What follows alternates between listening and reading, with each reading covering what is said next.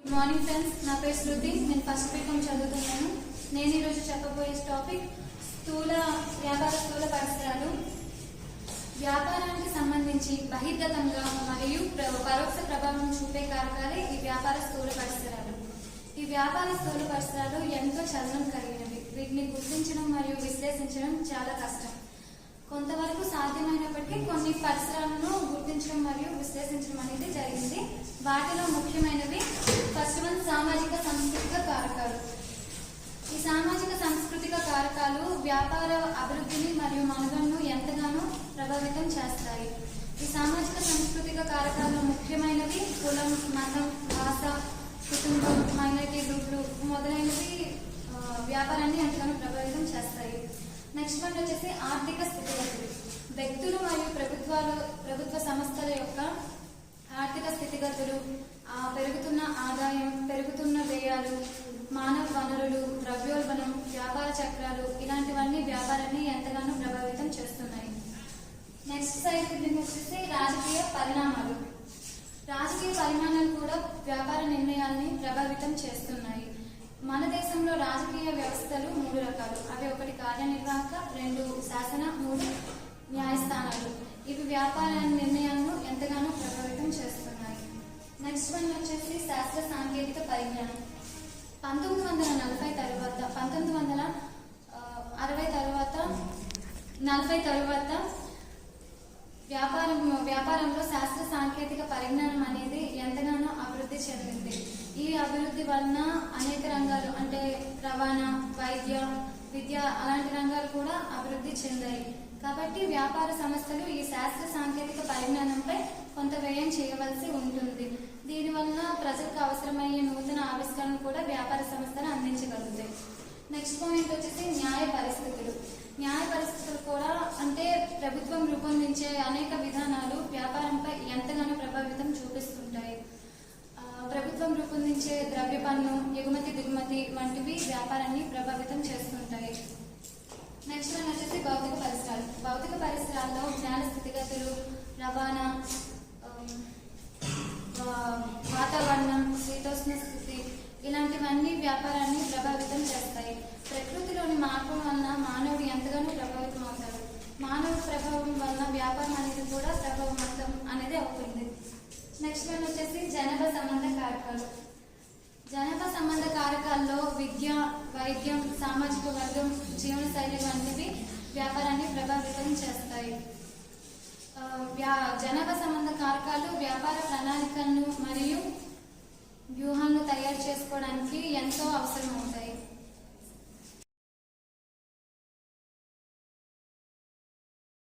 నా పేరు రమేష్. నేను ఫస్ట్ బీకాం చదువుతున్నాను. నేను ఇప్పుడు చెప్పబోయే టాపిక్ వచ్చేసి SWOT విశ్లేషణ. SWOT అంటే S ఫర్ స్ట్రెంగ్స్ అంటే బలాలు, W ఫర్ వీక్నెసెస్ అంటే బలహీనతలు, O ఫర్ ఆపర్చునిటీస్ అంటే అవకాశాలు, T ఫర్ థ్రెట్స్ అంటే అవరోధాలు. ఈ SWOT విశ్లేషణ అనేది వ్యాపార సంస్థ యొక్క బలాలను, బలహీనతలను, అవకాశాలను, అవరోధాలను గుర్తించడానికి సహాయపడుతుంది. ఈ SWOT విశ్లేషణ అనేది వ్యాపార సంస్థల యొక్క లక్ష్యాల సాధించడానికి ముఖ్యమైనవిగా కనిపించే అంతర్గత మరియు బహిర్గత కారకాలను గుర్తించడం లక్ష్యంగా పెట్టుకుంటుంది. ఈ SWOT విశ్లేషణ కీలకమైన సమాచార కారకాలను 2 వర్గాలుగా వర్గీకరిస్తుంది. అది 1 అంతర్గత కారకాలు, 2 బహిర్గత కారకాలు. అంతర్గత కారకాలు అనేవి వ్యాపార సంస్థకు అంతరంగా ఉండే బలాలు, బలహీనతలు.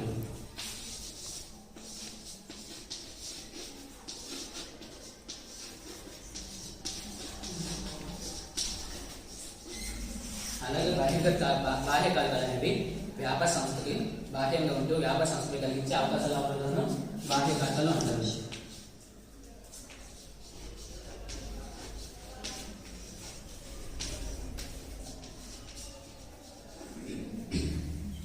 మనం ముందుగా ఈ SWOT విశ్లేషణలో అంతర్గత కారకాల గురించి తెలుసుకున్నాం.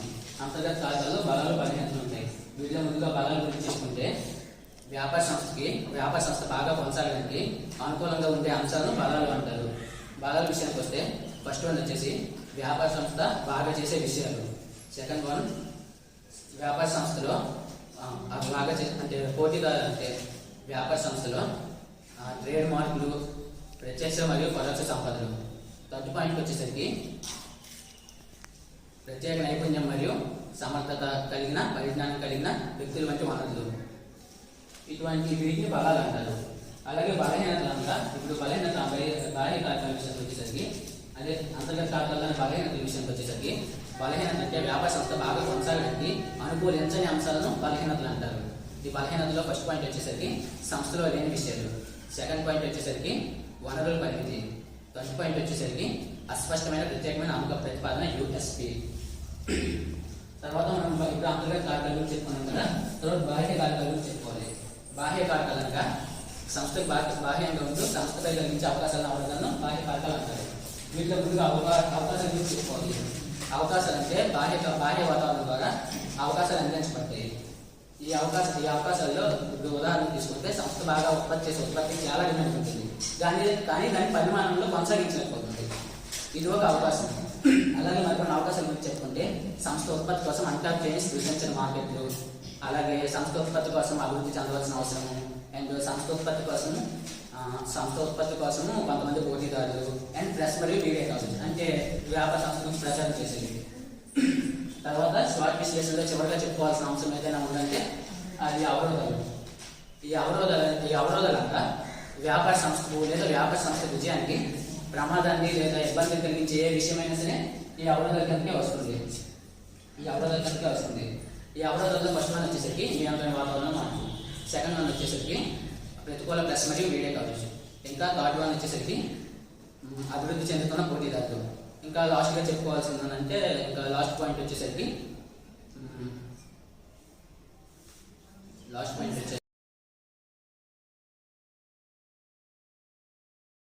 ఫ్రెండ్స్, నా పేరు గిరిజ. నేను ఫస్ట్ బీకాం.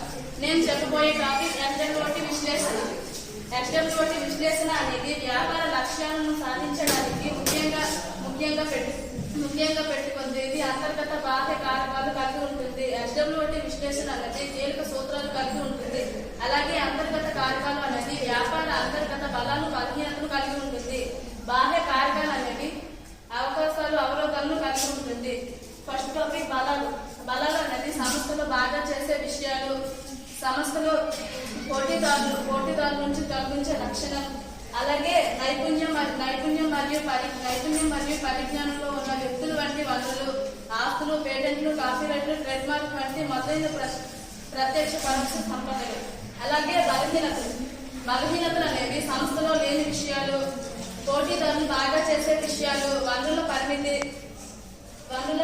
అస్పష్టమైన ప్రత్యేకమైన అమ్మకపు ప్రతిపాదన. అలాగే అవకాశాలు అనేవి బాహ్య కారకాలను కలిగి ఉంటుంది. అలాగే అవకాశాలను సంస్థ ఉత్పత్తి డిమాండ్ ఎక్కువగా ఉన్నప్పటికీ దీన్ని కొనసాగించలేకపోతుంది. అవకాశాలు అనేవి సంస్థ ఉత్పత్తి కోసం అన్టాప్ చేయని సృష్టించిన మార్కెట్లు, సంస్థ ఉత్పత్తి కోసం అభివృద్ధి చెందిన అవకాశాలు, సంస్థ ఉత్పత్తి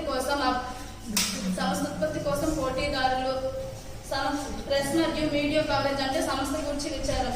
అవరోధాలు అనేవి ఎస్డబ్ల్యూటీ విశ్లేషణ చివరిది అవరోధాలు అనేది వృధాలు, విజయాలు వంటివి అవరోధాలుగా చెప్పవచ్చు. అలాగే అభివృద్ధి చెందుతున్న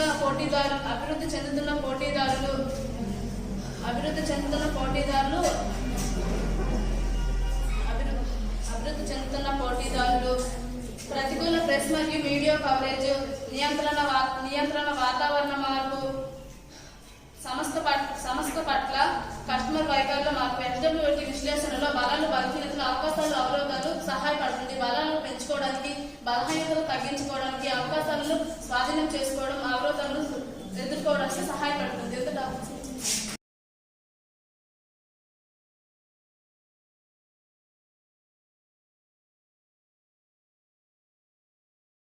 పేరు తులసి. నేను ఫస్ట్ బీకాం చదువుతున్నాను. నేను చెప్పబోయే టాపిక్ వ్యాపార స్థూల పరిసరాలు. స్థూల పరిసరాలు అనగా వ్యాపారానికి సంబంధించిన బాహ్యంలో పరోక్షంగా ప్రభావితం చూపే కారకాలను స్థూల పరిసరాలని అంటారు. ఆర్థిక పరిసరాలు అనేవి ఎంతో చలనం కలిగినవి. వీటిని గుర్తించడం కష్టసాధ్యం. అందువలన వాటి ప్రభావాలని పరిశీలించడం జరిగింది. ఫస్ట్ వన్ వచ్చి సామాజిక సాంస్కృతిక కారకాలు. సామాజిక సాంస్కృతిక కారకాలు అనేవి వ్యాపార మనుగడను అభివృద్ధి చేసి ప్రభావితం చేస్తాయి. సామాజిక సాంస్కృతిక కారకాల్లో ముఖ్యమైనవి కులం, మతం, వర్గం, కుటుంబం, మైనారిటీ గ్రూపులు, విలువలు, వైఖరులు మొదలైనవి సామాజిక సాంస్కృతిక కారకాలు తెలియజేస్తున్నాయి. సెకండ్ వన్ వచ్చి ఆర్థిక స్థితిగతులు. ఆర్థిక స్థితిగతులు అనేవి వ్యక్తుల, సంస్థ ఆర్థిక స్థితిగతులు, పెరుగుతున్న వ్యయం, పెరుగుతున్న ఆదాయం, మానవ వనరులు, ద్రవ్యోల్బణం మొదలైనవి ఆర్థిక స్థితిగతులు తెలియజేస్తున్నాయి. ఈ అంశాలపై నిర్ణయాలు తీసుకోవడం ప్రభావితం చేస్తాయి. థర్డ్ వన్ నుంచి రాజకీయ పరిణామాలు.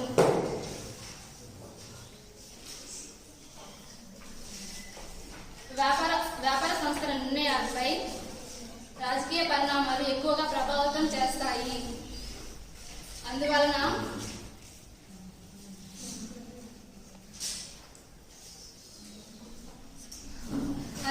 రాజకీయ ప్రభావితం చేస్తాయి. ఫోర్త్ వన్ వచ్చి శాస్త్ర సాంకేతిక అభివృద్ధి. 1940 తర్వాత శాస్త్ర సాంకేతిక రంగంలో ప్రభావితం చేస్తాయి. ఫిఫ్త్ వన్ వచ్చి న్యాయ పరిస్థితులు. వ్యాపార సంస్థ నిర్ణయాలపై ప్రభుత్వ విధానాలు, దిగుమతి ఎగుమతి విధానాలు మొదలైనవి న్యాయ పరిస్థితులు తెలియజేస్తున్నాయి. సిక్స్త్ వన్ వచ్చి భౌతిక పరిసరాలు. వాతావరణం, వర్షపాతం, నదులు, సముద్రాలు మొదలైనవి భౌతిక పరిసరాలు తెలియజేస్తున్నాయి. సెవెంత్ వన్ వచ్చి జనాభా సంబంధ కారకాలు. జనాభా సంబంధ కారకాలు అనేవి వినియోగదారుల వయసు, విద్య, వృత్తి, సామాజిక వర్గం, జీవనశైలి మొదలైనవి జనాభా సంబంధ కారకాలు తెలియజేస్తాయి.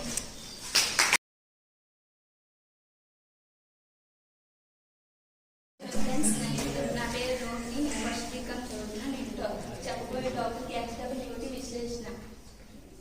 ఎస్డబ్ల్యూటీ విశ్లేషణ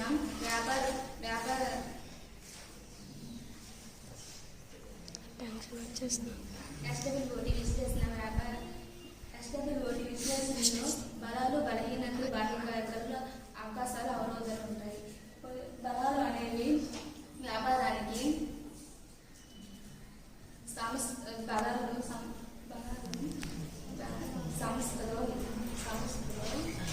బాగా చేస్తున్న విషయాలు. సంస్థలో పోటీదారులు చేసే లక్షణాలు, ఆస్తులు, పేటెంట్లు, కాపీరైట్లు, సంస్థలు, ప్రత్యక్ష పరోక్ష సంపదలు, పరిజ్ఞానం మరియు నైపుణ్యత కలిగిన వంటి బలహీనతలు, సంస్థలో లేని విషయాలు, పోటీదారు బాగా చేస్తున్న విషయాలు.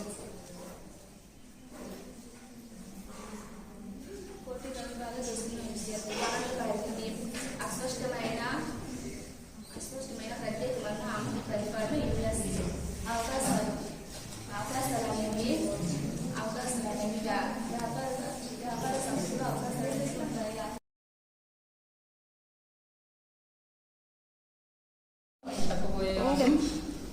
వ్యాపార స్థూల పరిసరాలుగా ఆర్థికేతర పరిసరాలు అనేవి ఎంతో చలనం కలిగినవి కనుక వాటిని గుర్తించడం మరియు విశ్లేషించడం అనేది ఎంతో కష్టసాధ్యం.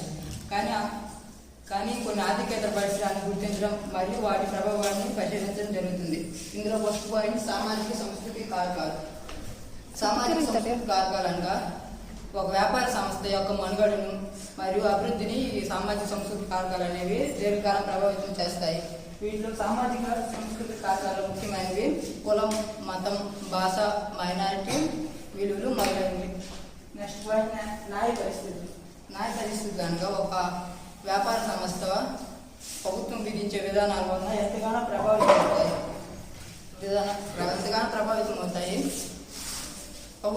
ప్రభుత్వం రూపొందించిన న్యాయ ద్రవ్య పన్ను మరియు విధానాలు మరియు ఎగుమతి దిగుమతుల వలన వ్యాపార సంస్థలు ఎంతగానో ప్రభావితం అవుతాయి. థర్డ్ పాయింట్ రాజకీయ పరిణామాలు. వ్యాపార సంస్థ నిర్ణయాలు అనేవి మన రాజకీయ పరిణామాల వలన ఎంతగానో ప్రభావితం అవుతాయి. మన భారతదేశంలో 3 రాజకీయ వ్యవస్థలైన 3 రాజకీయ వ్యవస్థలు. ఫస్ట్ది శాసనసభ, సెకండ్ది పార్లమెంటు, మూడోది కార్యనిర్వహణ వర్గం. నా పేరు జగదీష్. నేను ఫస్ట్ బీకాం చదువుతున్నాను. నేను చెప్పబోయే టాపిక్ వచ్చేసి సూక్ష్మ వ్యాపార పరిసరాలు.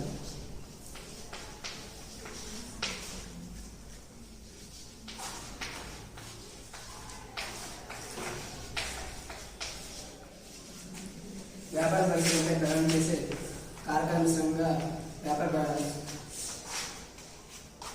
పరిసరాలపై ప్రభావం చూపే అనేక కారకాంశంగా చెప్పుకోవచ్చు. వ్యాపార పరిమాణం అనగా వ్యాపారంపై ప్రభావం చూపే అనేక కారకాంశంగా మనం చెప్పుకోవచ్చు. వ్యాపార పరిమాణాన్ని మనం రెండు రకాలుగా వర్గీకరించవచ్చు. అది ఒక అంతర్గత కారకాలు,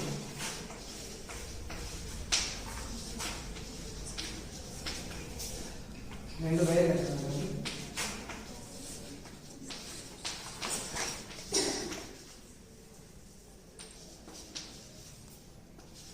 బహిర్గత కారకాలను మతనాలను లెక్క చెప్పుకోవచ్చు. సూక్ష్మ, స్థూల, సూక్ష్మ వాతావరణం వ్యాపార సంస్థపై వెంటనే ప్రభావం చూపే కారకాలు మనం చెప్పుకోవచ్చు. సూక్ష్మ వాతావరణాన్ని రాష్ట్ర వాతావరణం లేదా నిర్వహణ వాతావరణం అంటారు. ఇందులో వస్తే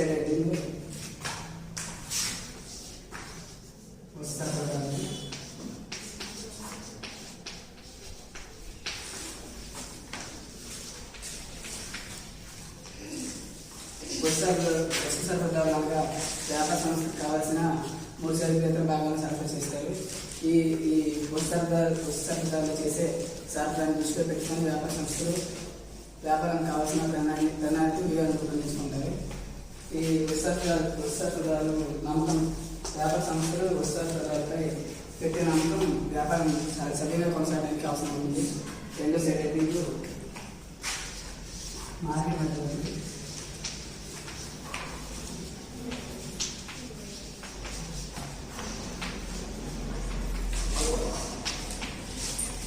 మధ్య మధ్యవర్తులుగా వ్యాపార సంస్థకి వినియోగదారుకి మధ్యవర్తిగా మార్కెట్ మధ్యవర్తులు ఉంటారు. మీరు వ్యాపార సంస్థను నేను సరిగ్గా ఎక్కువ చేసుకోకపోయినట్లయితే వ్యాపార సంస్థలకు అధిక వ్యయం ఏర్పడుతుంది. Good evening friends. నా పేరు స్వాతి. నేను ఫస్ట్ బీకాం చదువుతున్నాను. ఈరోజు నేను చెప్పబోయే టాపిక్ సూక్ష్మ వ్యాపార పరిసరాలు. సూక్ష్మ వ్యాపార పరిసరాలు అంటే వ్యాపారంపై ప్రభావం చూపే ఏ కారకాలైనా సూక్ష్మ వ్యాపార పరిసరాలు ఉంటారు. దీన్ని రెండు రకాలుగా వర్గీకరించవచ్చు. ఒకటి అంతర్గత మరియు బహిర్గత. బహిర్గత వాతావరణాన్ని రెండు రకాలుగా వర్గీకరించవచ్చు. ఒకటి సూక్ష్మ మరియు స్థూల. సూక్ష్మ వాతావరణం అనగా వ్యాపారాన్ని సంస్థను వెంటనే ప్రభావం చేసే కారకాలను సూక్ష్మ వాతావరణం అంటారు. ఈ సూక్ష్మ వాతావరణంపై సూక్ష్మ పరిసరాలు వ్యాపారంపై ప్రత్యక్షంగా ప్రభావం చూపుతాయి. వీటిని సూక్ష్మ వ్యాపార పరిసరాలు అంటారు. ఈ సూక్ష్మ వ్యాపార పరిసరాల్లో ఇంపార్టెంట్వి ఫస్ట్ వస్తు సరఫరాదారులు, మార్కెటింగ్ మధ్యవర్తులు, వినియోగదారులు, ప్రజా సమూహాలు. దీంట్లో ఫస్ట్ వన్ వస్తు సరఫరాదారులు. వస్తు సరఫరాదారులు ముడి పదార్థాలను అలాగే ఇంకా ఏవైనా వేరే వాటిని ఈ వ్యాపార సంస్థకు సరఫరా చేస్తాయి. వస్తువు తయారీకి ఏవైనా అంటే అవసరమయ్యే వాటిని ముడి పదార్థాలు అంటారు. దీంట్లో వీటిని దృష్టిలో ఉంచుకొని ఒక వ్యాపార సంస్థ అనేది ఒక ప్రణాళిక రూపొందించుకుంటుంది. ఎలా చేయాలి, ఏ విధంగా చేయాలి అనుకొని ఒక ప్రణాళిక రూపొందించుకుంటుంది. దీని ద్వారా సూక్ష్మ వాతావరణ, వస్తు సరఫరా మరియు ఇంకా వస్తు సరఫరా స్థితిపై ఆధారపడతాయి. అదేవిధంగా వస్తు సరఫరాదారుల మీద నమ్మకం వ్యాపార సంస్థ సక్రమంగా కొనసాగించడానికి, అభివృద్ధి చెందడానికి ఉపయోగపడుతుంది. నెక్స్ట్ వన్ మార్కెటింగ్ మధ్యవర్తులు. మార్కెటింగ్ మధ్యవర్తులు అంటే సంస్థలు మరియు తుది వినియోగదారులకు మధ్య ఉండే ప్రధాన ఆధారంగా ఇన్ఫర్మేషన్ అందించే వాటిని మార్కెటింగ్ మధ్యవర్తులు అంటారు. ఈ మార్కెటింగ్ మధ్యవర్తుల్లో ఇంపార్టెంట్ ఫస్ట్ వన్ మధ్యవర్తులు అంటే వినియోగదారులకు అమ్మకాలను ప్రోత్సహించి వారిలో వ్యవహారాలను ప్రోత్సహించి ముగింపు చేసే వ్యక్తులను మధ్యవర్తులు అంటారు. నెక్స్ట్ వన్ భౌతిక పంపిణీ సంస్థలు గిడ్డంగుల్లో మరియు రవాణా చేసేటప్పుడు సరుకును నిల్వ చేసి వాటిని ఒక ప్రాంతం నుంచి మరొక ప్రాంతానికి చేర్చే వారిని భౌతిక పంపిణీ సంస్థలు అంటారు. నెక్స్ట్ వన్ ఆర్థిక మధ్యవర్తిత్వ సంస్థలు అంటే వ్యాపార సంస్థలోని ఆర్థిక సహాయం అంటే ఏదైనా ఆర్థిక సహాయం అంటే డబ్బులకు సంబంధించిన ఏదైనా సహాయం అందించి వారిలో భయాన్ని పోగొట్టి చేసేవారిని ఆర్థిక మధ్యవర్తిత్వ సంస్థలు అంటారు. నెక్స్ట్ వన్ వచ్చేసరికి వినియోగదారుడే అంటే వ్యాపార సంస్థకి వినియోగదారుడు రాజు అనుకొని ప్రతి వ్యాపార సంస్థ తనకి వినియోగదారుడికి ఏవైతే అవసరం అవుతాయో ఏవైతే ఉపయోగపడతాయో తన అవసరాలను గుర్తించి వాళ్ళ అవసరాలను గుర్తించి అవసరాలను తీర్చాలి వ్యాపార సంస్థలు. అలాగే వినియోగ అంటే పోటీదారులే కాకుండా వినియోగదారులు కూడా దీంట్లో ఉంటారని వ్యాపార సంస్థ గుర్తించాలి. అలాగే దీంట్లో వినియోగదారులు చాలా మంది ఉంటారు. ఒకటి గృహ వినియోగదారులు, ఇంకా పంపిణీ వినియోగదారులు మొదలైనవి ఉంటారు. నెక్స్ట్ వచ్చేసరికి ప్రజా సమూహాలు అంటే తన సామర్థ్యం కూడా వ్యాపార సంస్థ సామర్థ్యం కూడా గుర్తించలేని కొన్ని ప్రజా సమూహాలు ఉన్నారు. దాంట్లో ఫస్ట్ వన్ స్థానిక ప్రజా సమూహాలు, నెక్స్ట్ వన్ మీడియా సంస్థలు, మీడియా సమూహాలు, నెక్స్ట్ వన్ పౌరుల ప్రజా సమూహాలు ఉన్నారు. ఇంతటి అవకాశం ఇచ్చి